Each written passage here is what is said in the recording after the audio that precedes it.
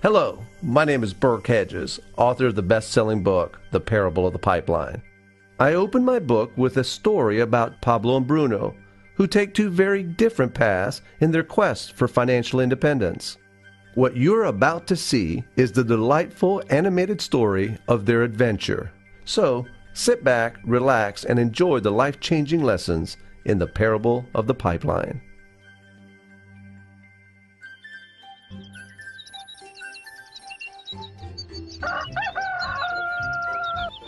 Far away, in a small village, near a beautiful valley, lived two friends, Pablo and Bruno. They were both young and dreamed of a better life for themselves. They'd often discuss their dreams about how they would become the most successful men in the village. They weren't afraid of hard work, and they searched for opportunities to help realize their goals and achieve their dreams. One day, an opportunity presented itself.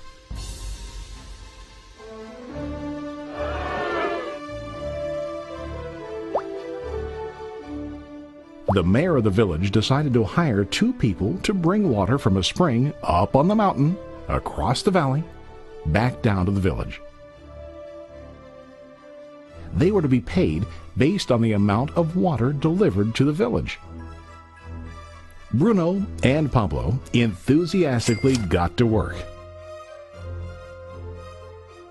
Every day, from morning till evening, they carried buckets to and from the spring.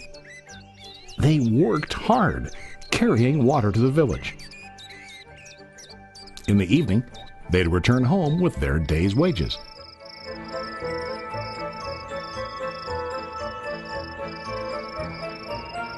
Bruno was satisfied with his work and the money he earned.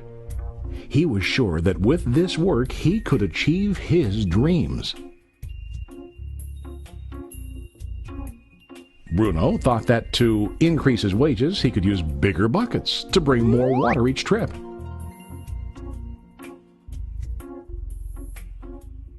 He believed with a larger income he would soon be able to buy a cow and the house that he dreamed about.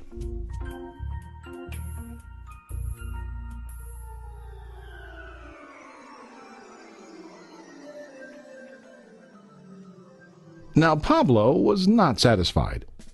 At the end of the day, his back and hands ached, and he was exhausted. He was looking for an easier way to earn more. One day an idea occurred to Pablo. He imagined building a pipeline to deliver the water from the mountain spring to the village. With this pipeline, he could get more water to the village without carrying buckets back and forth from the spring to the village. Soon, he got very excited about his idea and began to plan. Pablo, of course, shared his idea with his friend Bruno and asked him to join with him to work on and help build the pipeline. Bruno thought the idea was crazy. All Bruno could think about was what his money could buy today and how to get it quicker. He felt that building a pipeline would slow him down and delay him in achieving his goals. Instead, Bruno got bigger buckets and went more often back and forth, fetching water. He was sure that with this method, he could make more money. Pablo decided to build the pipeline on his own. He understood that it would not be easy to build, and it would take time to complete the pipeline. Pablo knew that it could take several years to finish, but he set his mind on his goal. Every day he worked and carried water like before. But on weekends and during his spare time, he worked hard to dig in the rocky soil and build his pipeline. In the first month, there was little to show for his work.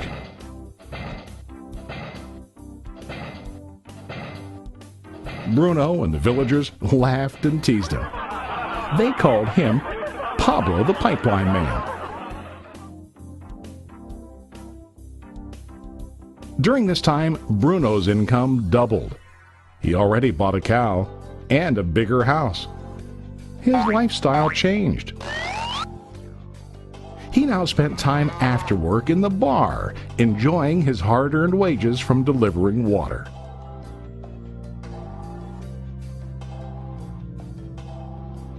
What Bruno didn't realize was that his body was starting to stoop from carrying the heavy buckets every day.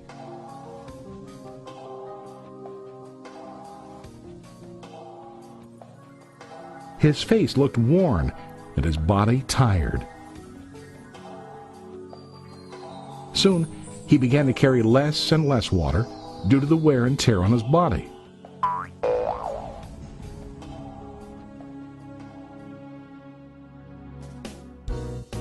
Month after month, Pablo worked. Soon a year passed, and then a second year. Finally, Pablo finished his pipeline. He now used his pipeline to deliver water to the village instead of carrying buckets. Pablo was now earning more money than ever before. The water continued flowing to the village, while Pablo wasn't working. While he slept and ate, the water flowed. Pablo was happy and proud of his insight, persistence, and hard work. Now his income flowed as long as the water flowed through his pipeline.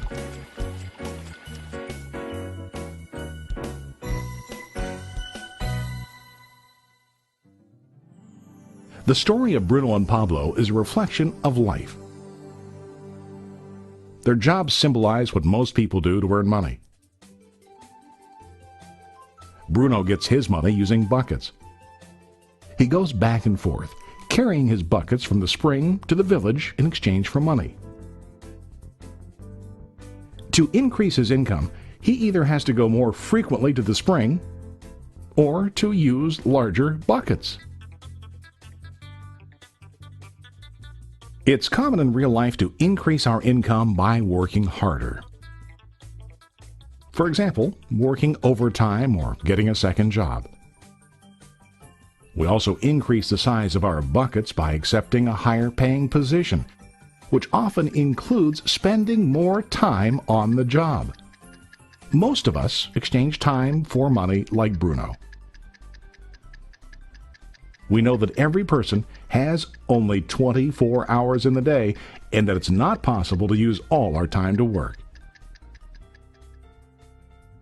The most difficult time comes when we can no longer exchange time for money due to age, health, or other reasons. Then, our income stops.